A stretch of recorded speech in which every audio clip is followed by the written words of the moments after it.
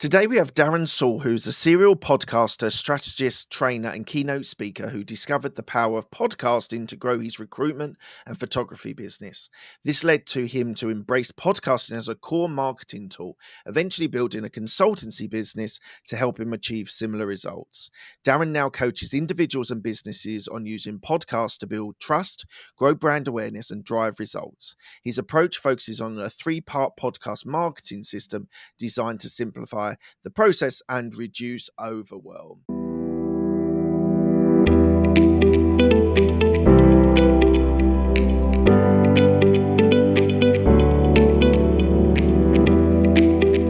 Hello, Darren. How are you today? Very well, sir. Thank you for having me, Mark. I really appreciate it. Absolute pleasure. Thank you so much for joining me today. I think so. We're both in the podcast space. We both have businesses within the podcast space, different things, but in the similar Yep. area. So this is going to be a little special for me because I often get people that are on the show that have a podcast and we talk about it, but you're embedded in the industry, you're embedded in the business side as well as the podcast side. Yes. So I'm really looking forward to this, Me Darren. too, man. Really appreciate it. That's awesome. So the first question I ask all of my guests is, what does a business mindset mean to you? That's a good one. A business mindset really to me it makes up the whole ethos of my general life philosophy. It's all about being curious. It's all about being able to try things and not worry about failing. It's really the mindset of just going through life and trying to grow. Because really, when I break down, I studied a bit of Buddhism and all that kind of stuff. And for me, Right. life is just about growth. So if you're not trying stuff and you're not playing and you're not failing and you're succeeding and you're not doing any of that, you're just stagnating. And in business, it's exactly the same. You've got to keep trying, keep playing, keep experimenting, and you never know what doors open, but you've got to do the work to jump in the pool. Yeah. And I just wrote down two words that you said, which I think are really important, and they actually work together, is failing, like accepting that you're going to fail at certain things, and also growth Yep. as well, that whole idea of growing. Love it. Just break it down for me, like your experience of failure and growth coupled together, because they both are synonymous with how you grow is by failing fast. Definitely. Oh Talk to me my about that. God. Fantastic. So I do a number of things. I've been a corporate recruiter for about 25 years, and I do a lot of work in photography. And I also do a lot of work in the podcasting space. So I love that solopreneur, freelancer type life. And I have teams of people that help me do certain things so I don't have to do everything myself. But everything that I do is really driven by curiosity and just trying ideas and being quite impulsive. I'm very impulsive. So if I get an idea in my head, I'll just drop everything and I'll go and get it done. Hell or high water, it will be done. Mm. And a lot of the times they just fall apart. It becomes a ridiculous result, and it wasn't even worth me spending the time. But I really believe that everything that I do teaches me something, and every journey that I go through in business or other teaches me something, and it allows me to be better for the next thing. So I'm failing all the time. I'm trying out ideas. They're working, they're failing. I'm failing as a salesperson. I'm succeeding as a salesperson. I'm failing as an artist. I'm succeeding as an artist. So we're constantly pushing the barriers. We're learning from other people. We're getting ideas. We're getting inspired. But if you're not willing to accept the failure and really reflect on it and learn from it to take the next step, it's a wasted exercise. So it's really about, all right, why did that fail? What could I have done better? What was good about it? Should I have done anything better? Except you have to really take a step back and reflect on what happened and analyze it. And then you'll learn for the next time. Yeah, and it's really interesting that you do three different things. So podcasting. Do you still do the recruitment? I do, yeah. Yeah. Yeah, so you do recruitment and photography. So something that my mentor, when I worked with him, I don't work with him currently at the moment, was that you sometimes you probably have shiny penny syndrome. You like, because I would be running three different Yep. businesses with different needs and different requirements, and he'd be like, just do one Yeah. like, excel. I'm like, "Yeah, but I've got a drive to do other things." So he's like, "Okay, you're obviously someone entrepreneurial that wants to do many different things. That's fine. Yep. You go ahead and do it." So do you find how do you split your time between the three different areas to make them all successful? And I'm assuming it's a little bit like spinning plates. One Yep. slows down, you have to go and spin it. Yep. How do you do that and make it a success? Yeah, really good one. I'll mention a couple of things, but as I said before, I am very impulsive. So sometimes I do drop the ball on in one area because I dive so deep into another. But at a certain point, I have to pull myself back and say, all right, enough playing around with that now. Let's get back to this, or the whole thing's going to fall apart. So I agree. I do have to every now and again just take a step back and rebalance, re-equilibrate. But I also am very organized, so I have to be extremely organized. I'm very good with, or I like to think I'm really good with systems, and I try not to let things fall through the cracks.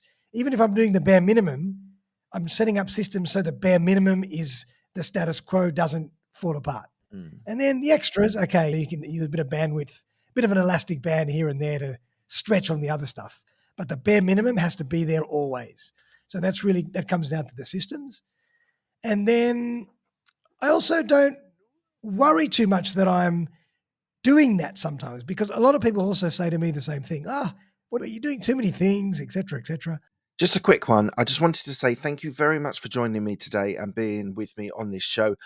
One thing that is really, really important I want to share with you is this show is growing really well, and I'm so proud of it, and I'm so pleased that you're enjoying this content. But if you could please hit the follow and subscribe to this channel, it will really help the channel on its being able to grow and the people that we can have on this show. So please do consider, if you have a moment, please can you hit the subscribe button and the follow button, and I would really appreciate it. Thank you, Darren. Tell me one thing about your upbringing which reflects on who you are today. Wow, what a great question. Um, Look, I'm going to have to say my upbringing was very warm and what's the word? Collaborative. And there was my mum and dad always said, you can do anything you want to do.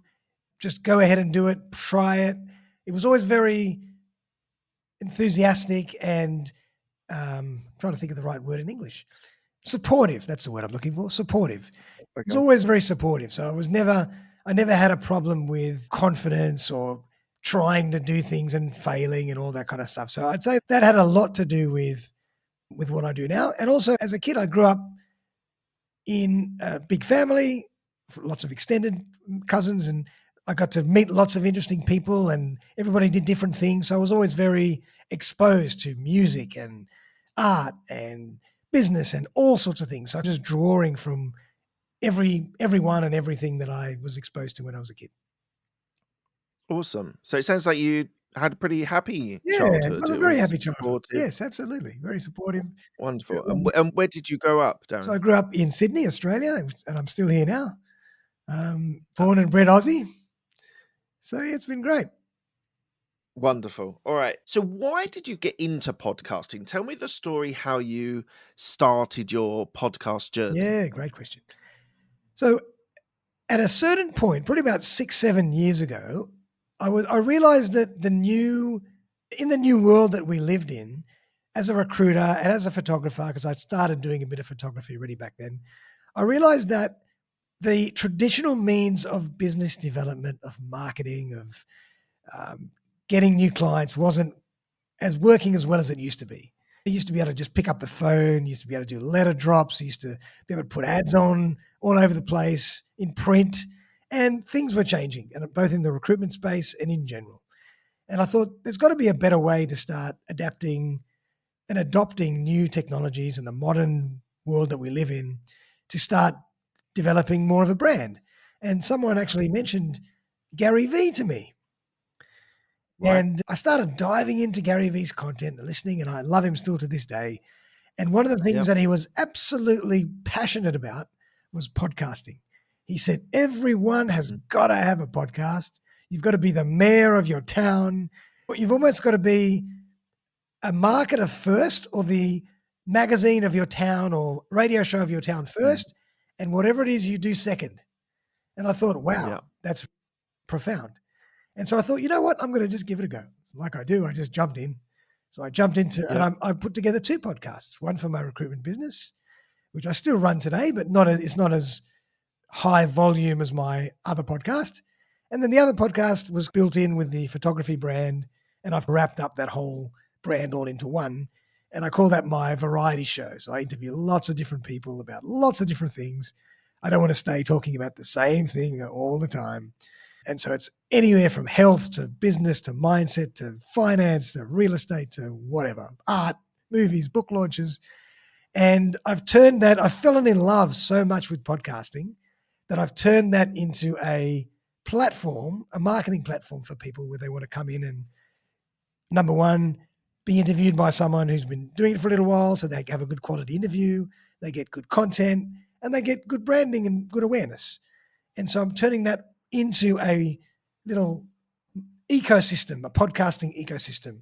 And now I'm starting to sell courses, digital courses and digital products and all sorts of things around the podcasting world, simply because I just love podcasting so much. So because just this natural progression from using it as a business development marketing tool to loving it for the sake of it and then doing something in it because I love it. Yeah. So I've been doing this for 7 years, 518 episodes, something like Wow, that. you're unbelievable. Yeah, I've been doing it a long time. The first 100 episodes were not very No, good, me but neither. we've got better over time, thankfully. But the reason why I love podcasting is that, and I tell this to clients of ours that we work with in the podcast guesting space, is you might hire a PR service to get you on a whole bunch of stuff. So it might be a national television radio, national television, national breakfast radio, whatever, and you'll get 3 or 4 minutes worth of exposure, Yep. and you can talk about a theme. Yeah. But when you're talking to people on a podcast, it's invariably 20 minutes, 30 minutes, 60 minutes, 90 minutes, probably not more, a lot more than that. I know Joe Rogan and people do 3 Yeah, hours, that's but too, that's quite too rare. much for me. Yeah. But the reason why I love it is that you get that depth, Yeah. you get to understand people, you get to listen to their stories, their explanations, what they believe in, what they don't believe in. Yeah. And for me, that depth of conversation is the thing that keeps me coming back to releasing episodes Agree. and doing the interviews and doing the hard yards. What for you makes podcasting such a special medium? Yeah. So for me, and one of the things that I always talk about when I'm teaching and training in the podcasting space is that podcasting, apart from just being amazing as a brand awareness tool or as a marketing tool in general for building trust and credibility and all that kind of awareness and all that kind of stuff, it is an incredible formula or system for creating marketing content. And that's what I think is fascinating about podcasting, because more and more people these days are struggling for ideas with their marketing content. They don't know how to repurpose stuff. They don't have enough stuff to repurpose. They don't know what platforms to use. They don't have enough video content, et cetera, et cetera, et cetera. And they're always racking their brain on what are they going to do to get their name and brand out there. Yeah. And if you just run a podcast like you do, or like I do once a week minimum, you will have absolute marketing content up to the wazoo. You'll never run out of it in every form possible: graphic, video, audio, Yeah. written, whatever. You can extract and repurpose a million things. And so for me, that's the really hidden power of podcasting. And a lot of people, if I say to people, look, all right, you don't want to start a podcast yourself because it might be a bit too much work, at least get on other people's shows, get the content, and just repurpose it. And that's an incredible strategy in itself. So that's the real hidden power of it. And that's why I love it. But I also love it because it's fun and it's cool. And I love these conversations. And you can go half an hour and you just blink. You say, we just chatted for half an hour. Mm. And it's so much fun when it's an organic conversation. So that's interesting. Your business reason for podcasting is a marketing strategy, Definitely. basically creating content that you can repurpose on other platforms. Definitely. And is that the main reason why you're talking to business owners that are interested, or people coming to you for your courses and your digital content, is because you're saying to people, we all know we need to be on social media. We all know we need to be releasing stuff. We need to Yep. know that we've got to be maybe on your website, maybe on a landing page, you need to have exposure. So the digital content is why. And why and is that working for your clients? Are they what's their metric, and how do they know that they're being successful? Yeah, good one. First of all, the people that go through it and do a course and actually commit to releasing podcasts regularly, and if they do it for a good 6 to 12 months, they do definitely get traction. And everybody's got their own metric for what they want to. But I can honestly say, and I had a conversation this morning, that a lot of people do start, and after 10, 20 episodes, they just give up. It's a very, very common theme. That was going to be my next Yeah, question, very was common. because I trained people how to start a podcast probably 4 or 5 years ago, and I did a few masterclasses, a few one-to-one training. Yep. And one of the reasons I stopped it was I was a little bit Mm. demoralized. No one got to 20, no one got to 50 Yeah, episodes. yeah. There was one guy that got to 78 episodes, and I was like really buzzing that he'd cracked Yeah. it, and then he stopped Wow. as well. Yep. So how do you get over that sort of that feeling that that not many people are going to get, or most people will never get to 50 episodes? Yeah, that's a really How do good you one. reconcile? For me, I love the actual art of, or the act of teaching. I love teaching, number one. So I know that obviously not everybody's going to do it. People get excited, but I just love being there, talking about it, teaching everything, sharing what I've learned. And I also try to infuse in anything that I do a lot of general marketing philosophy and general sales philosophy and stuff that's going to help people, tools and the latest tools and technology and AI and all that kind of stuff. So the Mm, stuff that's going to help people regardless of whether they take this and go for it for 100 or 200 episodes. But obviously I love it if people can commit to it and do it, and they come back to me and say, thank you so much, Darren. And I see it on social media. I see their episodes firing away one after another, and they're really into it and they love it.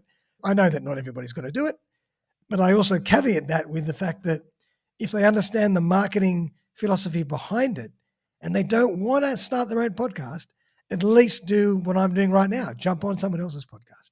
At least do that. So I'm trying to come at it from an open mind, give people whatever mm. tools and inspiration they need to do what they have to do. But I know that not everybody's going to do it, but that's just the way it is.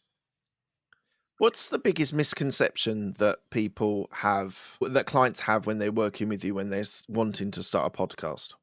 Number one, a lot of the time people think that they're going to get results faster than it takes. So that's number one. And number two is they don't realize how much prep is actually involved, how much Mm, prep and post work, and to do it well. mm, You could do it really quickly and really raw. But if you want to yeah. do it, you've got to plan a little bit. You've got to do a little bit of work in the production, or at least outsource it. And you've got to promote it as well. So that's why I call it my 3 Ps of podcasting. It's about preparation, production, and promotion. And if you don't do all three, it's wasted. It's almost like having the most amazing $500,000 website that does everything and nobody knows it Mm, exists. What's the point? So mm, you can't be mm. the podcast world's best kept secret. You've got to actually market yourself as well. So it's really Yeah, that's a big thing. it's a really interesting point you say about marketing, and it is so important for a podcast because um, now, I don't know the statistics, but a wise sage, my friend Rob Greenlee, said to me that there's 3 ways of really building an audience. I'd be interested to know what your ideas of building an audience are. One is social Yep. media. However much you like it or dislike Oh, it, you do need to post for on sure. social media. You also need a website, a developed website that's building an Yep. audience by search and keywords and SEO and all that great stuff. And the other one, which I feel a lot of people struggle with, is word of mouth. Yes, You have to be telling people you've got a podcast. definitely. And that's obviously that's sometimes a really big challenge for people to tell their friends, their family. Like they don't mind it being out on the internet and people can listen to it if they Yeah. like, but telling your brother or something like that, or your mum that you've got a podcast, like, Yeah. can be quite daunting. What for you are those strategies that really mean that you can build a loyal listener base?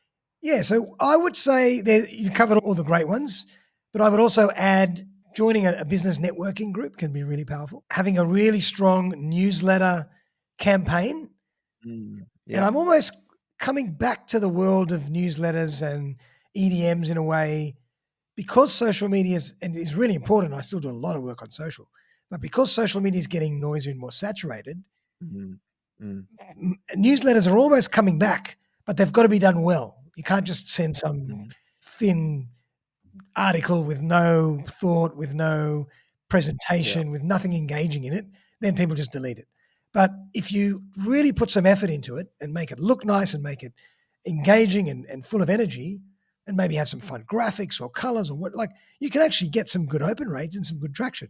And it takes time to build as well. And everybody's busy, not everybody's going to click. But doing things like that can be really powerful as well. So it's really a combination of all those things as well as talking about it. As you said, everywhere I go, I drop my podcast, and it's amazing how people say, "Oh, wow, what's it about? Can I listen? Can I come on? Whatever." So Mm, it's mm, mm. amazing what happens when you say you've got a podcast. And I always try to think of the traditional methods of marketing as well. There might be something you can do by putting a little pamphlet in your local cafe window or on the something on the I don't know, on the counter of the shop, or see Yeah. podcasts being advertised on billboards, just or on a little small billboard as you walk through the city. Just there's mainly a million things you could do, but the biggest ones are the ones you mentioned. Plus, I would also add um, business networking, which is really powerful, and newsletter campaigns or newsletter building a newsletter audience. Right, this is to everyone that's listening and watching this. Is there anything that we've missed of key marketing strategies for podcasting? I'd be really interested if we've missed something that's massive. So please do hit me down in the comments if you've got any of those marketing strategies that we've Right? missed. But I agree, a newsletter is really important. I shied away from a newsletter. I've actually, in the last 6 weeks or so, started building a newsletter campaign every other Yeah. week because I really think it's actually, you make a valid point. Social media is so saturated now. Like LinkedIn used to be a place where you could get your message heard, and Yeah. over a billion users now, it just makes it more Yeah. tricky. So I agree. We've got to think of new and interesting ways to be able to connect with our Yeah. communities. I think that's incredible important. Right. Something that we talked about technology just a minute ago. Now, I got demoed something last Friday which was an AI Right. avatar that was created, and the audio and the video was all created by Wow. AI. It started making me think. It looked really, accurate. It looked like a person. It was very interesting. The way she was presenting was like a human in the sense of you might have an and an and a Yeah. sort of pause and a thought process. It was very well Wow. designed and very well Yeah. constructed. And I was like, "Oh Scary. god." I what's your views on AI and how that's going to impact Yeah, podcasting? scary. As you're talking, I'm thinking, who knows? We might have an AI podcaster very Yeah. soon, Yeah. and everybody's listening to this 100%. AI robot interviewing all these people. Like, oh my god, it's quite crazy. It's an incredible thought, and what seeing this last Friday demoed, I was like, actually, they are a lot closer to that than I thought we actually Yeah, were. Now, I try and follow AI as a subject, as a trend to see where things are going, and I use AI as part of my podcast yeah, workflow, me too. but this whole aspect of the not that far down the line, people are not going to know whether you're human or Yeah, AI. It's going to be that great. pretty scary. And I suppose what I would It is. I do think there's an authenticity though about a person agree, and I think that's that what I was going I'm to say. hoping, Yeah, as a podcaster, I'm hoping that will keep us in our jobs and keep our podcast going, because there is an unpredictability of podcasting with the human yes, that maybe you don't get with an AI. yeah, and I will bring that back to marketing in general. Like generally, we like human beings like to connect with other human beings and follow and be inspired by other human beings and learn more Mm, about them in the holistic sense. So one of the things that is so beautiful about having a podcast is it's like a little lead in to everything else that you might do in your business as a human, whatever. But if you're just an AI character, you're only going to get so much. And the person is not going to really be able to dive in and understand that character like they would understand a person because there's nowhere else to go. So I think there's a lot to be said about that. Who knows what's going to happen? But I'd say human conversations and building personal brands that are authentic and human are still going to be here for a while. I'm sure that AI is going to help us a lot. Who knows? We might have an AI. I don't know. They used to have on some of those evening shows like some kind of mascot or something. Might have some kind of AI mascot walking around and saying, "Oh, what do you think?" Just having fun. I think it'd be really interesting to have an AI co-host. Yeah, exactly. Something like that. That's what I was exactly. thinking Or when a you little dummy, like a little AI dummy. there was 3 of us on this Yeah, call, and one of them was an AI that had been yeah, programmed that'd be and to be fun. able to respond. It'd be pretty cool to see how that That'd be a worked. lot of fun. Something I get told, and this is not me being asked, this is me being told, and I want to hear your view, Sure. is it's too late. I'm too late to Mm. podcasting. Like it's too saturated. What's your view on people who challenge you or ask you, are they too late to Nice. podcasting? Yeah. I'll say two things to that. First of all, you're never too late because not everybody's going to become Joe Rogan. Not everybody wants to become Joe Rogan. You don't have to get your message out to the world. Not everybody has to know about you. Just enough people that in your own little community or in your own niche or target market, that's fine. That's enough. And there's enough business for everybody. If you just carve out your niche really well, you can do extremely well. But I would also say that coming back to my original point about being that it's a marketing system, then it doesn't even matter whether or not there's 20,000 or 30,000 or 100,000 podcasts. If it's still allowing me to build and create marketing content for everything else that I do, who cares? It's still working for me. So I look at it in that respect as well. It's not just about the podcast and how many people are listening to me, but it's how I can leverage the podcast for everything else that I want. Yeah, I think you're right. I think you're right. And I think it is a really valuable tool. And I'm seeing in the market a lot more companies doing B2B podcasts. So they're an established brand or relatively established, and they're going out and they're podcasting, they're sharing their expertise they might have their clients on shows, they might have prospects, so they're building relationships as part of Yep, podcasting. And that for me, I think is a really interesting space definitely. because people do care what like let's just I don't think they do one, but a McDonald's or a Coca-Cola. I can think of a couple of examples of, so there's The Economist, which is a news Yep. magazine that are doing one. There's also a couple of companies that have come across my path that are doing these shows. Do you work with the B2B market? How, like, is that something that you're getting into? Not as much. A lot of my clients tend to be solopreneurs or very small businesses that want to just learn to do that. But a really good point that you made is that podcasting can be an incredible tool as a business development or prospecting tool. Yeah. Incredible tool because we're also limited for access these days. And it's a great way to get access to people that you would never normally get access to.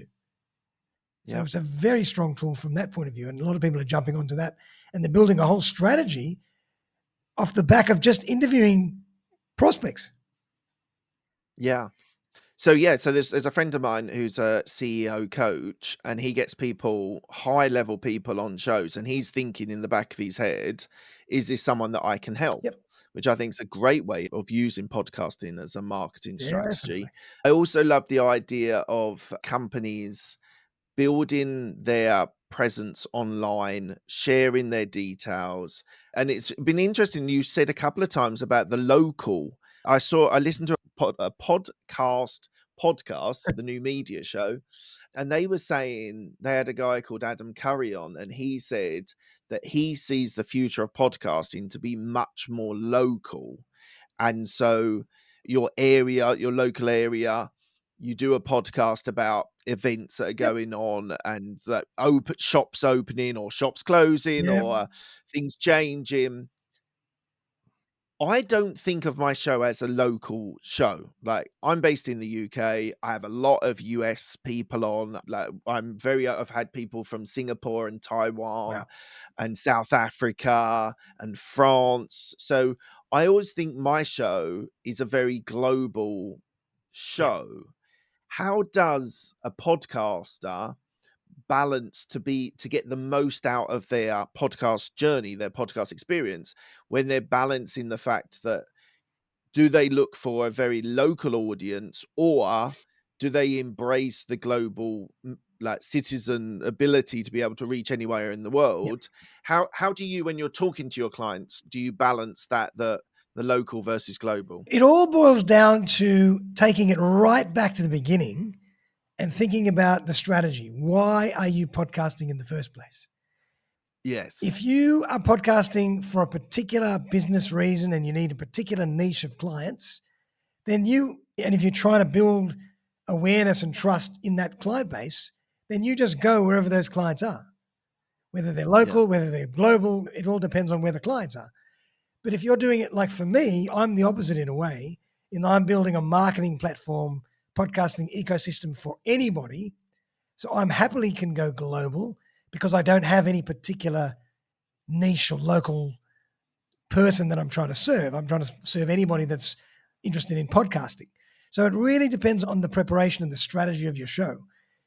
They're both right. It's just why are you doing them for what reason? So that's where you really have to take Yeah. a step back and think, why am I doing this? What am I trying to achieve? I'm not just jumping on the podcast just for that podcast's sake. What do I want to get out of this? And if you think about that, that will drive your strategy and which way to go.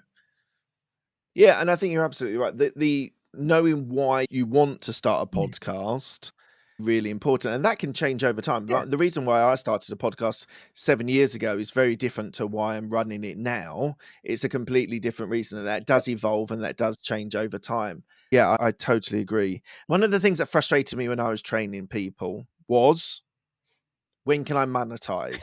That was literally, and I always kept it started off being a 5-hour course. It reduced to 3 hours. And when we started every one of the courses, everyone said, how can I Yeah. monetize Yeah. podcasting?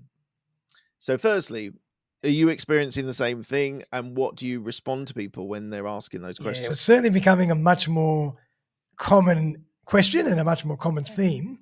And I'm thinking rightly so in a way as well, because podcasting as we know it now is maturing. We're reaching that point now of critical mass where everybody knows why we're podcasting, what there's a lot of podcasts. Everybody knows what a podcast is. Everybody knows lots of podcasters. So it's almost time to think, okay, I'm putting in all this work, all this energy and editing and prep and post work and production and marketing. Surely there's a way for me to make some money out of this as well. So it makes sense to me that people are asking that, and I'm all for that as well. And I monetize in a few different ways as well. I'm trying to monetize in a few different ways. But the first thing I'll say to people is absolutely, you can monetize, but of course you have to build a bit of a following and a bit of an episode girth under your belt before you start worrying about that. But then I also say that you don't always have to do that either. And it's really about how you can be creative in how you monetize. So the hardest way is to really build a huge following and then get people to sponsor, because they're only going to sponsor how much audience you have. If you're not going to get in front of enough people, they're not going to sponsor you. But if you think about all the other ways you can monetize, you can start monetizing from day dot in a very clever way. And so some examples might be, say you're a business coach and you are wanting to educate people on how to conduct themselves and new business strategies, et cetera, et cetera. You can give away 70% of your stuff for free in the podcast, but you might want to hold back 30% and say, guys, I hope you enjoyed that. Giving you lots of information on my podcast. If you're interested, no pressure. I have this little service where if you join up for so much a month, you're going to get access to all my premium content. So there's a way someone can monetize straight away without even worrying about how many followers they have. There's merchandise. If I had a If I had a microphone here with Coca-Cola on it, they would be paying me for that. Or if I had a drink bottle or whatever, if I had a t-shirt, if I had a hat, if I was podcasting about pets, I could co-sponsor with someone that does pet products or whatever. So there's ways to start monetizing and thinking about how you can collaborate without just waiting to have 20, 30, 100,000 people as listeners. Yeah, and you're absolutely right. And the more creative ways to monetize. You started a business helping people start shows. I've started a business helping people get on There you shows go. as a podcast There you go. guest. Perfect. And so you sometimes have to think a little bit more creative than just, I need to build that audience to be able to get sponsors that can outreach to Definitely. things. I 100% agree. It is hard though, because everyone comes into the conversation with, I need to get an audience to be able to get sponsorship. And one of my friends ran a show a long time ago, but he ran a show on car wash in America. Now, he managed to get some really nice sponsorship deals because he was embedded in that niche so deeply that everyone in that industry was listening to Yeah. it. And he got a shampoo company Wow. to sponsor him. And he said it was the most profitable, for the effort I was making was incredibly profitable. Incredible. That niche, that idea of the niche that you need to be prioritizing and getting starting with, I think is so important. That whole idea of niche, I think, is an incredibly important starting point for any podcaster. Definitely, What's your definitely. thoughts? And also getting in early. If you are the first one in that little niche, you're going to build such a following that at some point they're going to have to come to you because you've got the audience. So getting in early and doing Yeah. things right is great. But again, you don't always have to rely just on sponsorship. I started as a nobody podcaster, which I still am, and I'm just doing really great work and people are starting to trust me. People are going to start hiring me to speak at events or doing workshops Mm, or mm, consulting, mm. or so you can make money off the back of what you're doing without having Yeah. sponsorship deals per se. So it's about how do Yeah. I get creative and how do I monetize in that way rather than just Yeah. having the following and putting an ad on. Okay, we're just going to broaden it out a little bit. So, how would you say you've evolved as an entrepreneur over the years? Wow. I definitely would say that I'm much more comfortable now pivoting and trying and playing with stuff and adapting to new trends and new technologies. Whereas in the past, I was more, this is what you do, this is all you are, and that's it. Mm, So mm, and mm, once you've done one or two things and you've broken away from what your core business is, you can do it 100 times. Once you have the mm, confidence to do it once or twice, you can do it forever. And you just know that you can get it done. And you just have to think systematically about how you dissect what you're trying to do and what put together a plan and run with it. So definitely be more confident in how I do things. And then at the same time, you also break down business and you also realize that business in any sense is quite similar. There's fundamentals mm, that are always the same. Doesn't matter where you are. The product might be a product, one day it's a service, but building trust, building credibility, using testimonials, using video, using the right copy. It's always this, using the right systems, always the same principles, really. mm. What would you say your risk appetite is? My risk appetite is it's big, but it's not huge in the sense that I'm never going to put everything at risk. Like I'll do things slowly and on the side while I'm doing other things. And when I'm ready, I can start spending more time or more energy or more money on one area. But I'm not going to go diving in to something without any proof or Mm, just diving into the unknown without any security blanket. To me, that's crazy. So it's really about yeah, being calculated with your risk. yeah. And what do you still want to achieve? Good question. Honestly, I don't really. I'm a bit of a in the moment type person. I'm a bit of a gypsy in that respect. So I just love to do what I'm doing. And if I'm enjoying what I'm doing, I'm just naturally come up with all these ideas and I just have to action them. And whether they work, they don't work, they don't work. But I'll just do them anyway because I just have to do them. I'm compelled to do them. But I don't worry, in 5 years I want to be here, or in 10 years I want to be there. I just go on the journey. And if I look back at my podcasting journey, I never even dreamed that I'd be doing this right now. I've never dreamed of it. Who would have thought? I Yeah. was a recruiter, but I just love it. And who knows where I'm going to be in 5, 10 years. Yeah, absolutely. So, what do you think when we're talking about growing and expanding our mindset and prioritizing different things?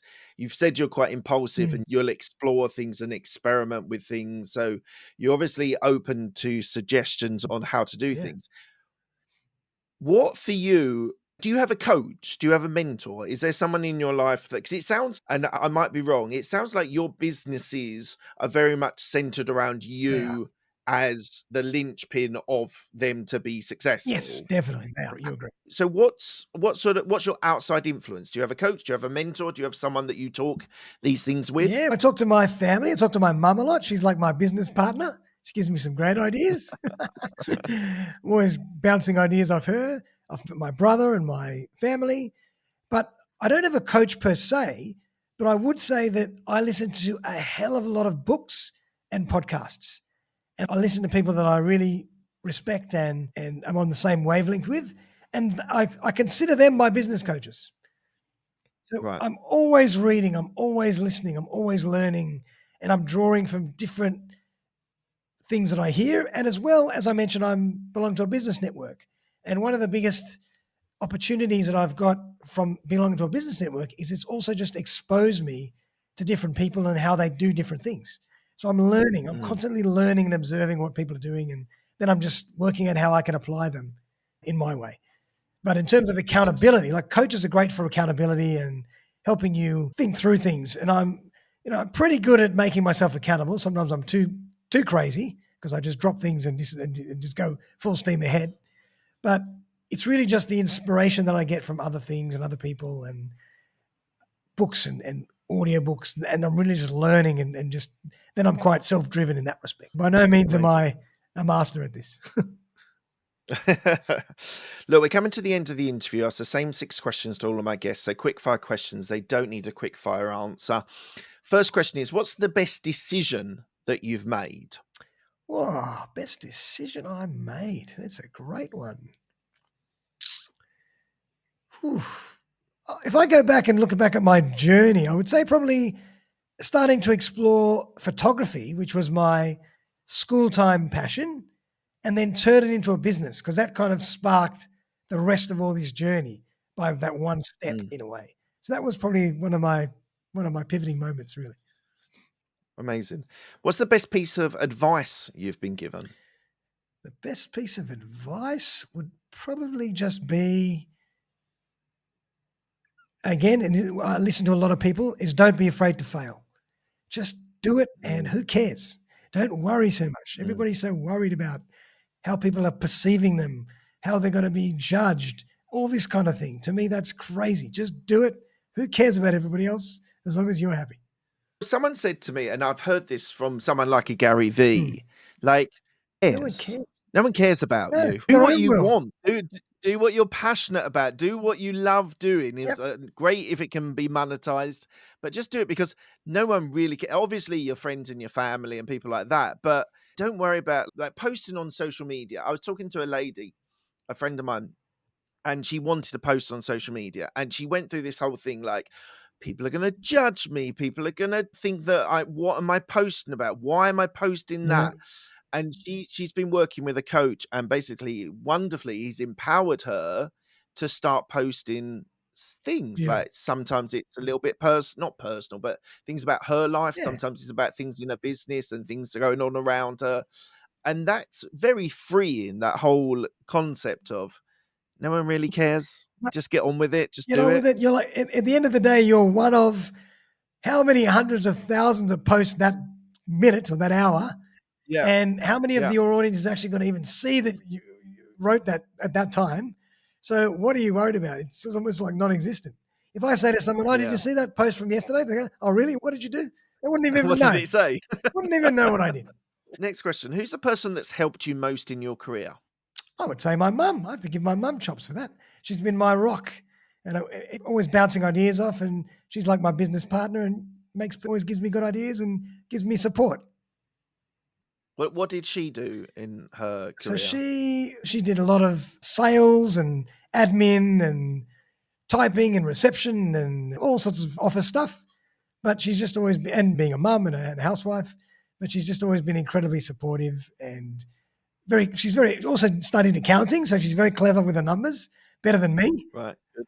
Yeah, that's Yeah, useful. so that's very useful. So she's very clever with the numbers and the bookkeeping. She's, oh yeah, Yeah. I have to think about it. Oh yeah, that makes sense. So she's really my confidant and my consigliere, if you want to use that word. Amazing. Okay, Darren, tell me about a regret that you have. Oh, I would say not starting this journey of podcasting and really getting out there, not starting it early enough. I would have loved to have started to do this 10, 15 years ago, not 7. Mm. Would have made a huge difference because, again, obviously the market's been more saturated. I would have had much more traction. I would be ahead of where I am now, and who knows what I'd be up to. So I'd say just not doing this early enough. Yeah, the whole point of saturation, I've been thinking about this. So we've got a directory that we can see all shows globally, right? We can outreach to any show globally.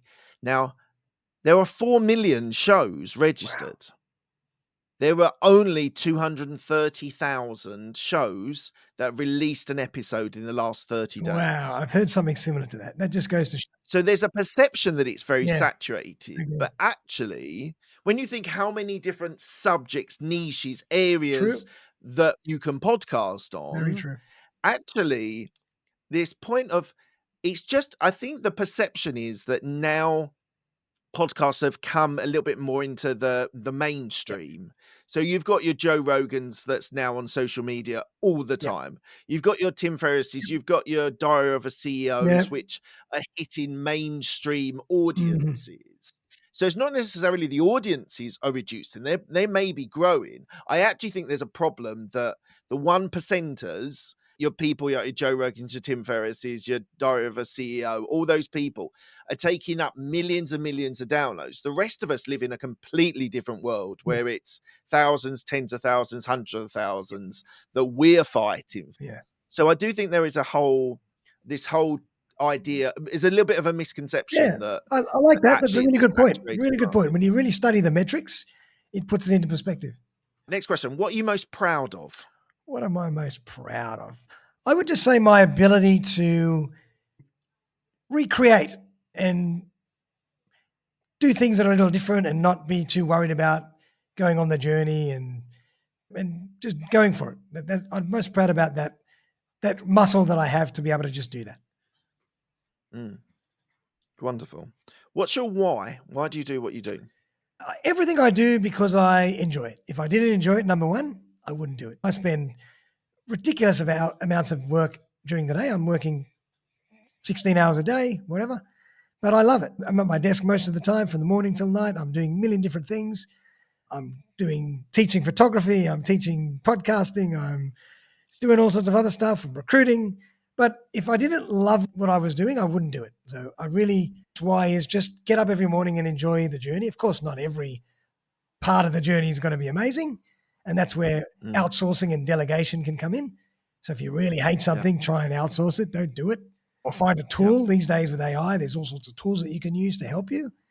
So you don't even need to spend big money on a person. You can use a tool. So that's another great little pivot. But if I wasn't enjoying the journey of being an entrepreneur and just exploring and being curious and learning, then I wouldn't do it. That's why I get up in the morning. Amazing. What does legacy mean to you? Wow, great one. Legacy is a huge one, and it can mean so many things. I'm not married, so I don't have any kids, so I'm not really thinking about legacy in terms of who I leave behind as sons and daughters. But for me, my legacy is almost I'm living my legacy at the same as while I'm alive. It's like everyone that I'm in contact with and everybody that I touch, I want just to have a positive experience. And I want to be the person that say, oh, Darren's a great guy. He's awesome. He's helped me do this. I've learned so much. Really nice guy, really humble. And just have that legacy of if I'm going to leave the world behind, I've left it a better place for those people that I've been in contact with. Yeah. Amazing. And lastly, where can people find you if they want to reach out to you or they want to learn more about what you do? So you can just jump on my website, which is really easy. It's just suspendedanimation.com.au. And you can find links to all my stuff, my podcasts, my photo stuff, my courses, my challenges, my social handles, all there from the one place. Wonderful. Thank you, Darren. Thank you so much for your time today. Oh, It's been an pleasure. absolute pleasure deep diving into podcasting. Really Thank you so enjoyed that. much for your time. Really enjoyed that, Mark. Loved it. Brilliant. Thanks a lot. Cheers.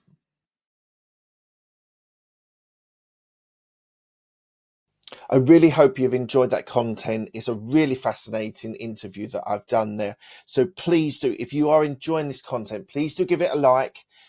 Please do give a subscribe. It'd be really good to boost the subscriptions. It really makes a difference to the algorithm in YouTube. So thank you for that. If you do hit subscribe, hit the bell icon and you'll get all of the content. You'll get notified when all the content is available. Thank you so much for your time. It's really appreciated. Thanks a lot.